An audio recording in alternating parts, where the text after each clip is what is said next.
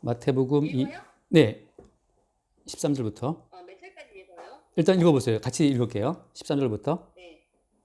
그들이 떠난 후에 주의 사자가 요셉에게 현명하여 이르되 헤롯이 아기를 찾아 죽이려 하니 일어나 아기와 그의 어머니를 데리고 애굽으로 피하여 내가 내게 이르기까지 거기 있으라 하시니 요셉이 일어나서 밤에 요셉이 아기와 일어나 그의 어머니를 데리고 애굽으로 떠나가 헤롯이 죽기까지 거기 있었으니 이는 주께서 선지자를 통하여 말씀하신 바 애굽으로부터 내 아들을 불렀다 함을 이루려 하심이라.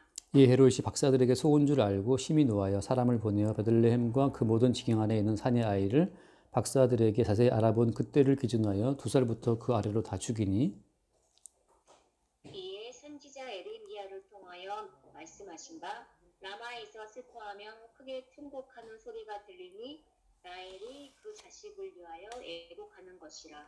그가 자식이 없으므로 위로받기를 거절하였도다 함이 이루어졌느니라. 네, 여기까지 할게요.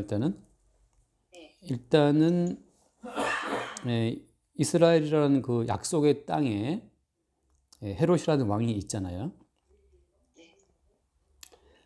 근데 헤롯이라고 하는 이 사람은 사실은 정통 이스라엘 사람이 아니고 이방인이에요. 이방인이 어떻게 굉장히 어떤 수완이 좋아서 이스라엘의 왕이 되었고 그 이방인이 또 성전을까지 지었어요. 근데 그 땅에 오신 예수 그리스도, 그렇죠? 그 땅에 유대인의 왕으로 오신 예수 그리스도가 왔을 때 그때 이제 이 어떻게 보면 가짜 왕이죠. 가짜 왕 헤롯이 진짜 왕 예수 그리스도를 박해하는 그 사건을 두고 말하고 있는 거예요. 그래서 여기 보면 천사가 이제 알려주죠. 요셉에게 꿈에 나타나서 한 말이 헤롯 왕이 지금 아기를 예수님을 죽이려고 그러니까 아기를 데리고 어디로 피하라? 애굽으로 피하라라고 말씀하세요. 애굽으로 피하라 하나요. 그래서 거기 15절 말씀 보면 15절에 그렇게 애굽으로 도망쳐서 피해 있는 그것이 어떤 말씀을 이루기 위한 것이었다라고 나와 있죠. 네. 애굽으로부터 내 아들을 불렀다. 하시니. 네, 여기 이제 호세에 나와 있는 말씀인데, 그러니까 예수님이 애굽으로 도피한 것도 선지자의 예언대로 이루어졌다고 말씀하시는 거예요. 그러니까 이미 예수님 오시기 전부터 예수님의 도피, 약속의 땅에서 약속의 백성들이 약속의 왕으로 오신 예수님을 박해해서 예수님이 애굽이라고 하는 그 땅으로 도피한다는 것도 이미 성경에 예언되어 있다고 하는 것이고 예언되는 그 말씀 그대로 지금 이루어지고 있다는 것을 보여주고 있는 거예요. 이런 예언이 왜 필요하냐 하면 여기 이제 그 말씀이 이거죠. 애굽으로부터 내 아들을 불렀다고 말할 때 여기서 말하는 애굽은 어디를 말하는 거죠? 실제적으로 예수님께서는 어디로부터 지금 도피한 거예요? 예수님은? 헤롯. 그렇죠. 헤롯은 지금 어디 왕이에요? 헤롯 현재 지금 유대인 왕이죠, 그죠? 헤롯 현재 지금 이스라엘 왕이에요. 예. 그러니까 그렇죠. 예. 이스라엘 왕이니까 이스라엘 땅으로부터 지금 예수님께서 도피한 거죠, 그죠? 그러면 여기서 말하는 애굽이라는 말, 선지자가 말했던 것처럼 애굽으로부터 내 아들을 불렀다고 말할 때 이 애굽이라고 하는 것은 현재 예수님 이때에는 어디를 말하고 있는 거예요? 이게 지금 애굽 현재 지금 예. 이 당시 예수님 당시로 보자면은 지금 예수님은 그렇죠. 이스라엘 땅에 있잖아요. 그죠? 예수님은 그렇죠. 이스라엘 땅에 있다가 이스라엘로부터 지금 예수님이 도피한 거란 말이죠. 그러면은 여기서 말하는 선지자가 말했던 애굽이라는 요 땅 자체는 예수님 당시로 보자면 지금 어디 땅을 말하고 있는 거냐면 이스라엘 땅을 말하고 있는 거죠.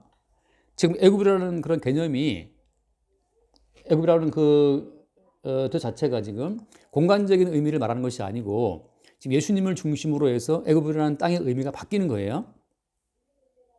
실제적인 공간적으로 볼 때 애굽이라는 나라는 저기 이집트를 말하는 거잖아요. 예수님께 적용했을 때는 어때요? 이게 애굽으로부터 영어로 말하면 이제 out of 이집트인데 이집트 바깥으로 예수님을 지금 그 도피를 시킨 거란 말이죠. 그래서 여기서 말하는 애굽이라는 땅은 예수님 당시로 보자면 이스라엘 땅이 곧 애굽이라는 뜻이에요. 이스라엘 땅이 사실은 영적으로 볼 때는 뭐였다?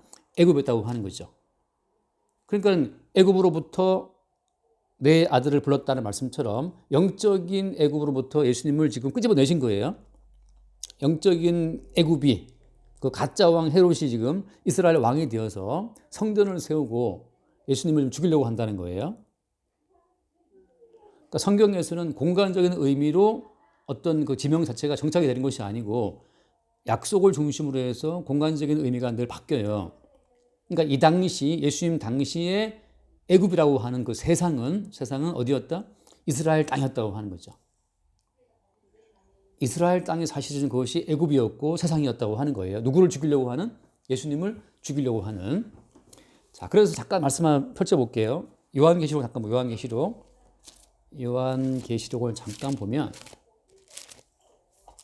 거기에 애굽이라는 것이 무엇인지 그 정의가 나와 있는데 요한계시록 11장을 볼게요. 요한계시록 11장 8절 한번 읽어보세요.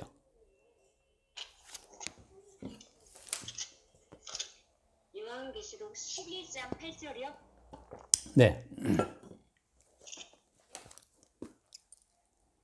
그들의 시체가 큰 성 길에 있으리니 그 성은 영적으로 하면 소돔이라고 하고 애굽이라고도 하니 곧 그들의 주께서 십자가에 못 박히신 곳이라. 자, 여기 보면 영적으로 하면 소돔 혹은 애굽이라고 하잖아요. 그죠?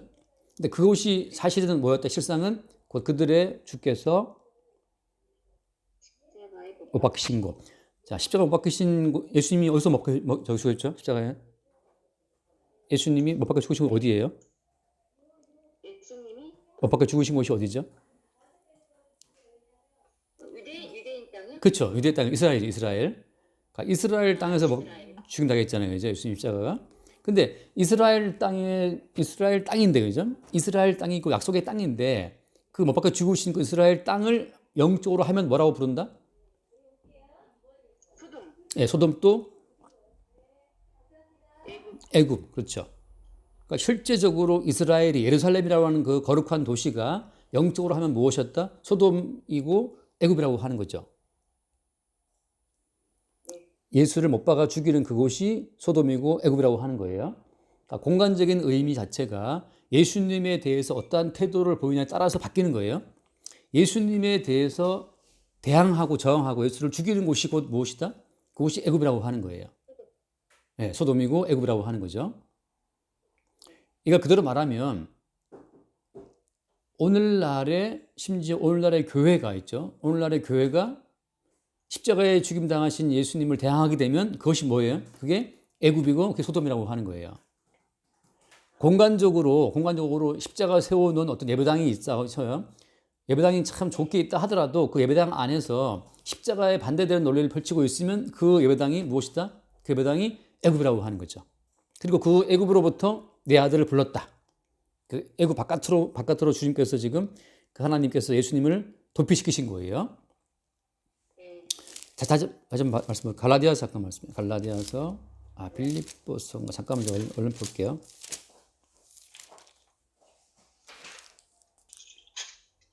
빌립보서. 빌립보서 3장. 갈라디아 뒤쪽에 있어요. 네, 3장 몇 절이요? 18절 말씀. 3장 18절이요? 네네.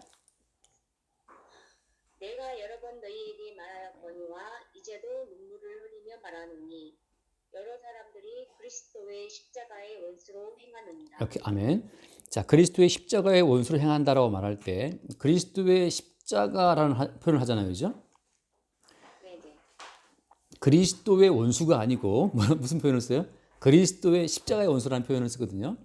이 말은 무슨 말인가 하면 예수님의 십자가의 그 사역, 십자가의 죽으심, 예수님이 십자가에서 이루신 그 십자가의 효력 자체를 부정하는 사람이 다 십자가의 원수가 되는 거예요.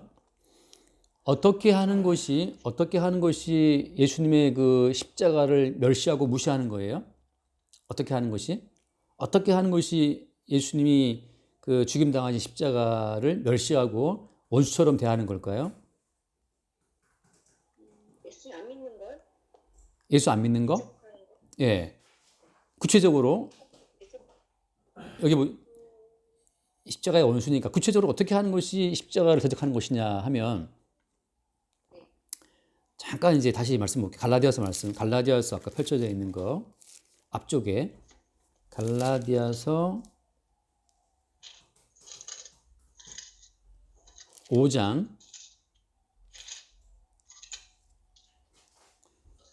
갈라디아서 5장 4절 한번 보세요. 5장 4절. 율법 안에서 의롭다 함을 얻으려 하는 너희는 그리스도에게서 끊어지고 은혜에게서 떨어지는 자로다. 자, 십자가의 원수라고 하는 것은 구체적으로 말하면 율법을 통해서 율법을 지키는 자기의 행위를 통해서 의롭다함을 얻으려 하는 그 자체가 그것이 십자가에 죽임당하신 예수님을 거부하는 거예요. 내 행함으로, 내 행위로 율법을 지키고 말씀을 지켜서 의롭다함을 얻겠다라고 하는 그 태도가 뭐 하는 것이다? 그것이 그리스도의 십자가의 원수로 행한다고 하는 거죠. 왜냐하면 바리새인. 그렇죠. 바리새인 같은 거죠. 예. 자, 돌아와서 이제 아까 마태복음 돌아와서 헤롯이란 왕이 지난주에 제가 그랬죠. 헤롯이란 왕이 무슨 일을 했어요? 그동안에? 어떻게 이방인인데 헤롯이 이스라엘의 왕이 됐을까요? 헤롯이라는 사람이 성전을 세웠어요. 네.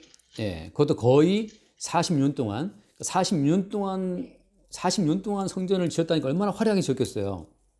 그죠? 보통 우리 뭐 집 짓는 거 1년도 안 걸리죠. 근데 헤롯은 40년 동안 성전을 지어서 엄청나게 그 정교하게 지어서 그 성전을 잘 지어준 그 행함으로 말미암아서 이스라엘 사람들의 민심을 얻었거든요. 그래서 이제 왕이 됐단 말이죠.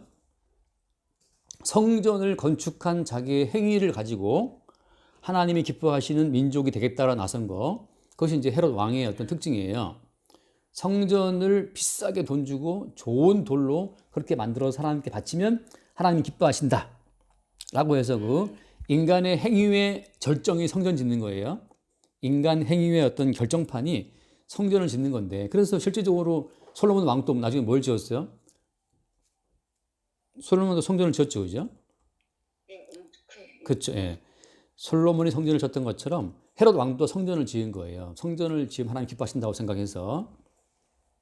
근데 실제 성전을 짓고 이스라엘의 왕이 되었던 헤롯 왕이 진짜 유대인으로 왕으로 오신 예수를 어떻게 한다? 예수님을 어떻게 하려고 했다? 죽이려고 했다는 거죠. 예. 그래서 실제적으로 예수를 못 박아 죽인 그 현장이 이스라엘 땅인데 그 이스라엘 땅이 실제는 뭐다? 영적으로 말하면 소돔이고 애굽이라고 하는 거죠. 세상이라고 하는 거예요. 예. 근데 실제 예수를 죽이는 건 그 바리새인들이 죽였잖아요. 그죠? 죽였는데 그들이 왜 예수를 왜 죽인 거예요? 그 사람들은 자기의 행함으로 율법을 지키는 자기의 행함으로 하나님께 나가려고 하는 사람들. 그러니까 실제적으로 예수를 믿는 믿음으로 하나님께 나가는 길을 거부하고 자기들이 율법을 지키는 행위로 하나님께 나가려고 하는 그 행동 때문에 예수를 못 박아 죽인 거거든요. 네. 그래서 그 여기서 말하는 첫 번째 요지는 뭐냐 하면 이스라엘이라고 하는 그 공간 자체가 하나님을 섬기고 성전도 있고 제사장도 있고 바리새인도 있고 그 수없이 많은 하나님 섬기는 그 모든 시스템이 갖추어진 그 이스라엘 땅이 사실은 영적으로 볼 때 뭐였다? 영적으로 보면 그 땅이 사실은 애굽이었다. 어떻게 하는? 예수님을 잡아다가 죽이려고 하는 예수를 잡아 죽이려고 하는 그 어떤 그 뭐랄까 세부적인 행동들은 뭐였냐 하면 율법을 가지고 하나님 앞에 나가려고 했다는 거죠. 율법을 지키는 자기의 행함으로 하나님께 나가려고 하는 그런 모든 시도가 사실 누구를 죽이려는 거다? 예수님을 죽이려고 하는 행동이라고 하는 거죠. 대표적으로 그래서 그 행동을 말할 때 하나님을 섬기는 그 행동의 하이라이트가 성전 짓는 건데 헤롯 왕은 어떻게 했어요? 40년 동안이나 그 엄청난 돈과 시간을 들여서 성전을 아주 엄청나게 크게 지어서 그것으로 하나님을 섬긴다라는 그 어떤 인기를 얻었던 거예요. 평가를. 근데 그 왕이 사실은 뭐였다? 진짜 왕으로 오신 예수를 죽이려고 시도했다는 거죠. 자, 그래서 이제 돌아와서 마태복음 2장 16절 말씀 봐요. 2장 16절. 이에 헤롯이 박사들에게 속은 줄 알고 심히 놓아요. 다른 사람을 보내어 베들레헴과 그 모든 지경 안에 있는 산의 아이를 박사들에게 자세히 알아본 그때를 기준하여 2살부터 그 아래로 다 죽이니. 자, 베들레헴과 그 모든 지경이라 했기 때문에 상당히 넓은 범위인데, 그러니까 예수님이 도망쳐서 움직일 수 있는 그 모든 거리를 감안해가지고서 2살 밑에 남자아이를 다 잡아 죽인 거예요. 그럼 그 지경 안에서 얼마나 많은 남자아이들이 죽었겠어요. 정확한 숫자는 알 수 없겠지만, 지금처럼 인구가 많지는 않겠지만, 아무튼 그 2살 밑에 남자아이들이 많이 죽었겠죠. 여기서 이제 또 하나의 의문이 뭐냐 하면, 이 땅을 구원하러 오신 예수님으로 오셨는데, 예, 그죠? 구원자로 오신 예수님이 이 땅에 오니까 이 땅에 살고 있는 많은 사람들에게 어떤 혜택이 주어진 것이 아니고, 그죠? 실제적으로는 이 땅에 남자아이들이 죽임을 당하는 비극이 벌어진 거예요. 예수님께서 이 땅에 오신 것은 이 땅에 평화를 주러 왔다고 생각했는데, 사실은 어떻게, 무슨 일이 벌어진 거예요? 사실은 2살 밑에 아이들이 다 죽임을 당하는 그런 큰 슬픔의 비극이 이 땅에 왔다고 하는 거죠. 여기서 이제 왜 구원자이신 예수가 이 땅에 왔는데 이 땅에 이러한 비극이 벌어지는가? 마찬가지예요. 예수 그리스도가 우리 중심 가운데 오시게 되면 우리 가정이 막 더 좋아지고 사업이 좋아지고 하는 그런 일보다도 오히려 비극이 더 많이 발생될 수가 있어요. 예수 믿는 것 때문에 남편과 아내가 싸우고 시어머니하고 며느리가 싸우고 말이죠. 아버지와 아들과 싸우고 하는 식으로 또 예수 믿는 것 때문에 회사에서 뭐 잘리기도 하고 손해보고 아무튼 그런 많은 일이 벌어져요. 왜 예수께서 오셨는데 모든 일이 형통하고 다 잘 되고 돈도 많이 벌고 하면 좋겠는데 이렇게 아무도 모르는 아이들이 죽임을 당한 일이 벌어지는가? 그거죠. 그래서 그 뒤에 말씀 보면 이제 17절 말씀, 17절. 이에 선지자 에레미야를 통하여 말씀하신 바 라마에서 슬퍼하며 크게 통곡하는 소리가 들리니 라헬이 그 자식을 위하여 애곡하는 것이라. 그가 자식이 없으므로 위로받기를 거절하였도다 함이 이루어졌느니라. 아멘. 자, 이스라엘이라고 하는 그 정체성, 이스라엘이라고 하는 그 나라 자체는 사실은 언약의 예수님을 위해서 준비된 민족이에요. 동일하게 오늘날 성도는 오늘날 교회와 성도라고 하는 것은 예수님을 위해서 하나님이 부르신 존재가 성도고 교회예요. 그래서 이제 그 반대는 뭐냐 하면 자기의 행복, 내 행복을 위해서 부름받은 자가 성도가 아니고 예수 그리스도를 위해서 부름받은 자가 성도라고 하는 거죠. 그러니까 또 마찬가지예요. 구원은 어때요? 구원받고자 하는 인간의 의지로 구원되는 건가요? 나는 구원받고 싶어. 그거 아니죠, 그죠? 그럼 누구의 의지인가요? 하나님의 의지예요. 예, 예수님의 의지예요. 구원이라고 하는 것은 구원받고 싶은 우리 인간의 의지가 아니고 우리를 구원하고자 하는 그 하나님의 의지로 이루어지는 게 구원이에요. 그러니까 나는 구원받고 싶어. 나는 예수 믿고 싶어. 그게 문제가 안 돼요. 오히려 문제는 뭐냐 하면 하나님의 의지가 나는 너를 구원할 거야 하는 우리를 구원하겠다는 하나님 그 뜻이 더 중요하다고 하는 거죠. 잠깐 말씀 하나 더 할게요. 요한복음 6장을 보면 요한복음 6장을 잠깐 보고 넘어갈게요. 요한복음 6장 39절 말씀 볼게요. 39, 40 두 절을 볼게요. 6장 몇 절이요? 39절. 6장 39절. 나를 보내신 이의 뜻은 내게 주신 자 중에 내가 하나도 잃어버리지 아니하고 마지막 날에 다시 살리는 이것입니다. 그다음 그 뒤에 말씀도 또 읽어요? 네. 내 아버지의 뜻은 아들을 보고 믿는 자마다 영생을 얻는 이것이니 마지막 날에 내가 이를 다시 살리리라 하십니다. 아멘. 여기 보면 자 39절에서는 나를 보내신 이의 뜻은 하나님 뜻을 먼저 말씀하시죠, 그죠? 그리고 그 뜻이 뭐냐 하면 내게 주신 자 중에라는 표현을 써요. 그러니까 이미 하나님께서 예수 그리스도에 주신 자들이 있어요. 그 사람들이 구원받는 백성이에요. 하나님께서 예수에게 주신 자들, 그들이 다 구원받는 백성이라고 하는 거. 자, 그 뒤에 보시면, 그죠? 사실 그 다음 말씀에 내 아버지의 뜻은, 그리고 뭐라고 시작해요? 아들을 보고 믿는 자마다. 예, 그돼 있죠?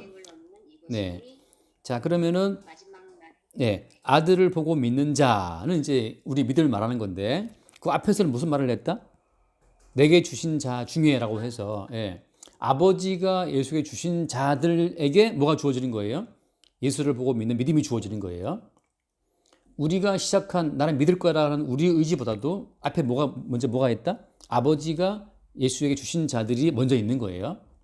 그러니까 하나님 아버지께서 예수에게 주신 자들은 하나님께서 구원시키려고 작정하신 자들인데 그러니까 하나님의 뜻 가운데 구원이 작정된 자들에게 그 뒤에 뭐가 주어진다고요? 그 뒤에 믿음이 주어지는 거거든요.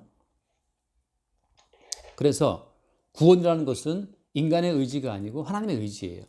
그러니까 나는 구원받고 싶지 않다라고 하더라도 하나님의 의지가 우리를 구원하시면 구원되는 거거든요. 그럼 이제 하나님께서 우리를 그럼 왜 구원하신 것인가? 하나님께서 우리를 구원하신 것은 예수 그리스도의 운명에 우리를 합류를 시키시려고 구원하신 겁니다. 자, 그래서 이스라엘 백성들은 하나님의 어떤 택함받은 민족인데 이스라엘 백성들의 역사를 보면 형통하고 잘되고 행복한 그런 날들이 많아요? 아니면 슬프고 괴로운 날들이 많아요? 이스라엘 역사를 예, 훨씬 괴로운 날들이 많아요. 결국 망했잖아요. 포로 끌려가게 되고. 그거 왜 그렇겠어요?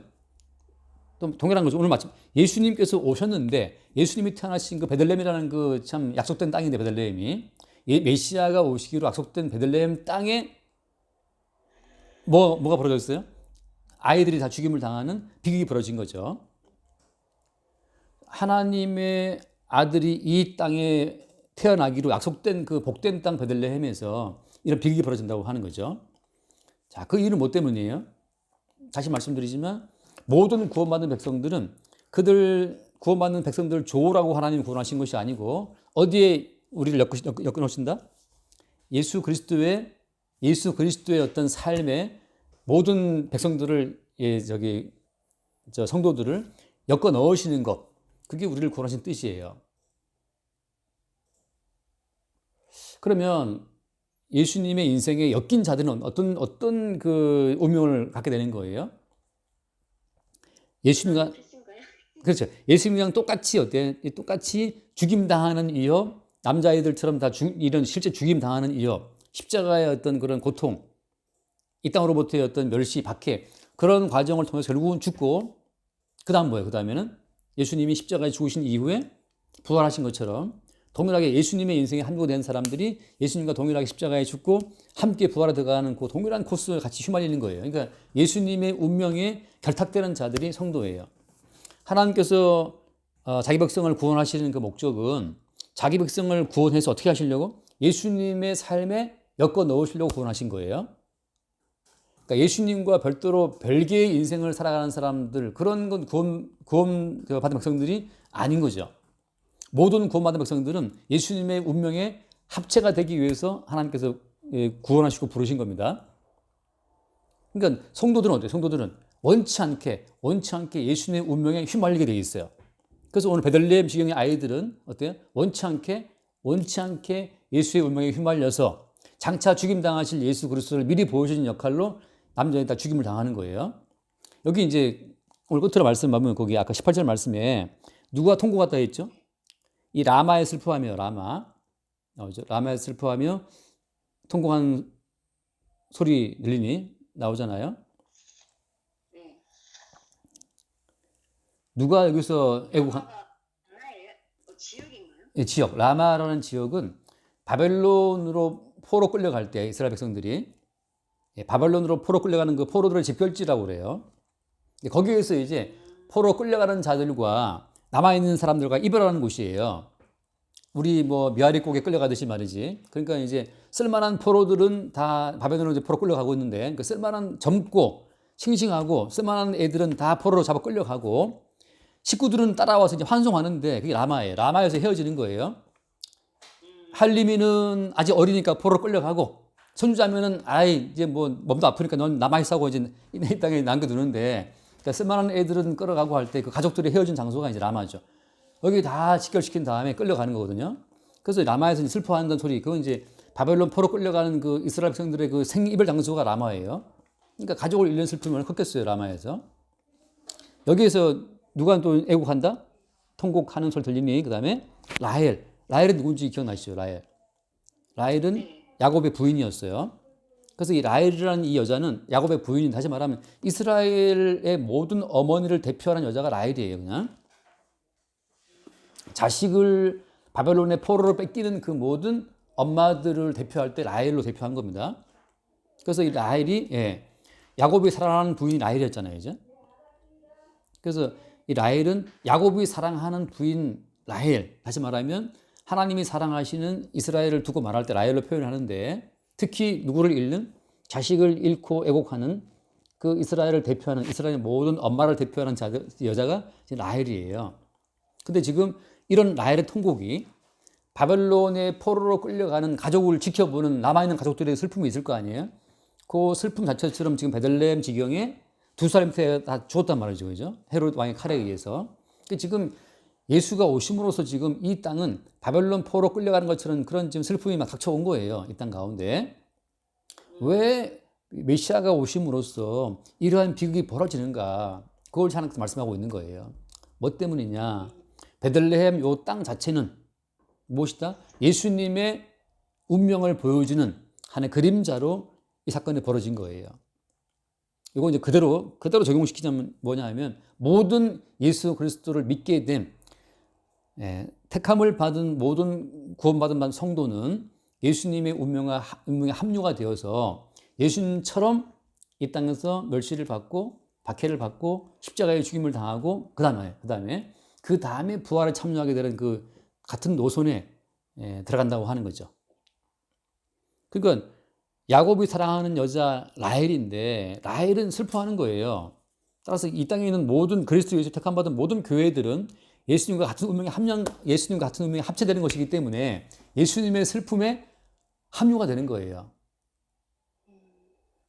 그러니까 예수 믿고 구원받아서 잘 먹고 잘 살고 행복하자, 그 자체는 지금 하나의 우상의 종교를 말하는 거고, 하나님께서 하나님의 의지로 구원해낸 모든 성도는 예수님의 운명에 합체가 되어서 예수님의 슬픔과 예수의 아픔과 같은 길을 간다고 하는 거죠. 그 길을 거쳐서 어디로 간다? 거친 이후에 이제 죽고 사람 안에 부활하는 영광을 함께 누린다고 하는 거죠. 그래서 하나 말씀 하나 읽고 정리해 볼게요. 빌립보 3장을 얼른 봅시다. 빌립보서 3장 10절 말씀 한번 보세요. 3장 10절. 내가 그리스도와 그 부활의 본능과 그 고난의 참여함을 알고자 하여 그의 죽으심을 본받아. 아멘. 네. 읽어요? 한 번 더 읽으세요. 뒤에도. 뒤까지요? 네. 어떻게 해서든지 죽은 자 가운데서 부활에 이르려 하노니. 오케이, 아멘. 여기까지. 여기 보면, 자, 그리스도의 부활의 권능과 고난의 참여함을 알고자 하여, 그죠? 그 다음에 그의 뭘 본받아? 죽으신 본받아. 예. 그러니까 그리스도 예수가 받으신 그 고난의 참여함을 통해서, 그리스도 예수의 그 죽음의 참여함을 통해서 어디에 이르고자 한다? 부활? 예, 부활에 이르고자 한다. 이거죠. 그러니까 지금 그 하나님의 뜻에 의해 구원받은 모든 성도는 동일하게 예수님의 고난과 예수의 죽음에 참여하는 과정을 통해서 어디까지 한다는 거예요? 예수님의 부활에도 이른다고 하는 거죠. 그러니까 지금 예수님의 구원함 받은 성도 입장에서는 이 땅에서 뭐 더 이렇게 잘 살고 하는 그게 문제가 아닌 거예요. 예수님이 오신 베들레헴 지경에 라헬의 통곡이 왔던 것처럼 예수님께서 오셔서 구원 받은 백성의 경우에는 예수님의 고난이 어떤 고난인지를 계속 알아가는 과정으로 그 인생이 전개가 되는 거예요. 그렇다고 본인 스스로 뭐 고난에 참여한다, 그게 아니에요. 주께서 주님 자신을 증거하기 위해서 자기 백성을 그 본인의 모든 고난으로 이끈다고 하는 거죠. 그래서 우리가 받는 모든 삶에 쉽게 말해서 그냥 밥 한 끼 해먹는 것도 고난이에요. 그죠? 밥 해먹는 것도 약간 힘들 때 있잖아요, 그죠? 그것도 고난인 거지. 차라리 죽으면 편한데, 차라리 빨리 지금 빨리 죽어 천국하면 좋은데, 하나님이 더 살게 하신단 말이에요. 살아서 계속 아들 군대 가는 것도 보게 하시고, 뭐 딸내미도 보게 하시고, 계속 키워야 되고, 뭐 밥해 먹어야 돼, 빨리 해야 되고, 그 자체가 다 사실은 다 고난이에요. 그러니까 이제 그 모든 고난 속에서 예수님께서 먼저 당하신 그 모든 고난을 우리가 참여함으로써 이것이 주님 감당하신 고난이었다는 사실을 알게 하시는 거죠. 그래서 지금 결론적으로 그거예요. 베들레헴 땅, 메시아가 오기로 예비된 그 베들레헴 땅에서 예수가 오시자마자 피바람 불어요. 다 애들이 다 죽는다는 거죠. 그 아기를 잃는 그 엄마들은 얼마나 슬프겠어요. 그들은 누굴 원망했어요? 예수님, 메시아가 와서 우리한테 좋은 선물을 주기는 저도 시험판에 왜 우리 가족을 이렇게 애들을 죽입니까? 이런 그 어떤 탄식이 엄마들한테 나오겠어요? 안 나오겠어요? 이게 나오겠죠. 이 당시로서는 이 엄마들이 이 사건을 이해를 못 해요. 지금 우리는 지금 이 성경을 통해서 지금 전체를 보니까 지금 이해되는 거죠. 이게 지금 그 나중에 십자가에 죽임 당하시는 그 예수 그리스도를 누가 지켜봤어요? 십자가 아래서 예수의 엄마 마리아가 지켜보거든요. 그러니까 예수님 모친 마리아가 십자가 아래서 못 박혀 죽는 예수를 바라볼 때 얼마나 가슴이 아팠겠어요. 그 사건을 미리 보여주는 예표로서 베들레헴 엄마들이 자기 아들을 죽는 걸 지켜보는 거죠. 그러니까 하나님 입장에서는 지금 모든 이스라엘 백성, 택한 모든 백성들을 예수의 운명과 합류시키려고 하는 그 길로 부르신다는 것이 이게 핵심이에요. 그러니까 모든 성경은 이론상으로만 아는 게 아니에요. 성경 공부한다고 다 아는 게 아니에요. 실제 어때? 하나님께서는 성경 지식을 주는 것이 아니고 어떻게 한다? 성경의 세계로 우리를 끌어들인다는 거죠. 어떤 세계? 예수를 박해하고 죽이는 그 실제적인 성경의 세계 속으로 우리를 끌고 들어와서 그 현실에 참여를 시키는 거예요. 그게 이제 구원받은 백성의 삶이에요. 실제 생생하게 성경 속의 세계로 우리를 끌어들인다고 하는 것. 누구를? 주께서 택하시고 구원받은 백성들을. 그 성경 세계 속에 끌어 들어가서 누구와 합류한다? 예수의 인생에 합류한다고 하는 거죠. 그게 이제 예수 믿는 삶의 과정이에요. 여기까지 하겠습니다. 질문이 있을 수 있는데 질문은 나중에 댓글로 합시다. 네, 알겠습니다. 그래서 저희 기도하고 나기다가 마실게요. 네. 네. 제가 기도해요? 네, 먼저 기도하세요. 하나님, 오늘 말씀을 통해서 예수님의 삶에 뭉쳐가는 것이 성도의 구원이라는 사실을 알게 되었습니다. 말씀 공부할 때 인간적으로 알고 있던 지식들을 내려놓고 하나님이 알려주시는 그 구원의 진정한 의미를 깨닫게 하는 시간 되도록 인도하여 주시옵소서. 아멘. 우리 주 예수 그리스도 이름으로 기도드렸습니다. 아멘. 주님 감사합니다. 우리의 개인적인 구원이 아니라 예수 그리스도의 운명에 합류함으로써 예수 그리스도의 이름으로 이루어지는 구원의 진실을 늘 새롭게 발견하게 하시고 예수와 함께 고난받고 예수와 함께 죽고 예수와 함께 사는 구원의 전 과정 속으로 늘 우리를 새롭게 인도하여 주옵소서. 우리 주 예수 이름으로 기도드립니다. 아멘. 여기까지 할게요. 네.